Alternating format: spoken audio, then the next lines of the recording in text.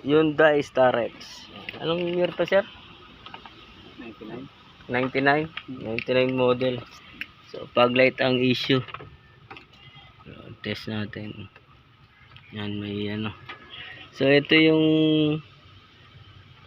green ng fuse ng pag light, no. Yan. So meron siya. Yan. Pero wala pa ring ilaw. Titest mo natin dito sa pinakailalim niya. Yan, yan.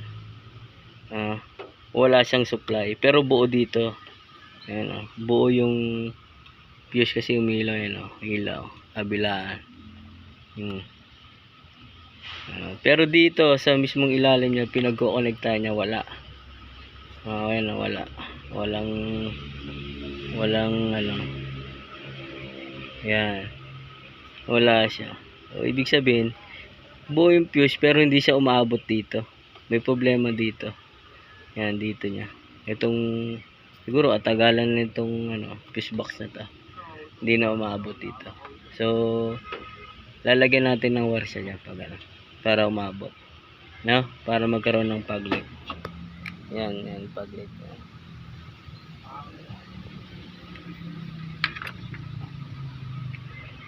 Yan. Hyundai Starex to. Yun ang mga ang fuse ng natin, size mga Starex dyan. So ito yung niya, yung relay niya sa pag to, yung Denso niya. Kasi itong 30, wala na kasing guide itong 30 na to yung sa pag. Yan, ito. Yan. Yung 30 amperes yan sa pag light. So yung connecta niya papunta dito sa may relay, wala. Buo to, pero pagdating dito wala na siya. Hindi dumadaan dito sa relay niya yung supply.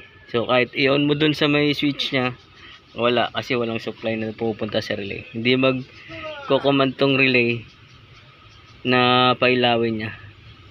Walang supply na pumapasok. So lalagyan natin supply para magumana yung pag light niya. Yan. Na connection na natin yung pag light niya. Kasi nag-loose connection dun sa fuse box. So check natin. Okay, headlight mo muna. Yan. Then pag light. Yan. On off. Yan, yun. Okay, goods na. Hyundai Starex. Okay na yung pag light niya siya. Yan.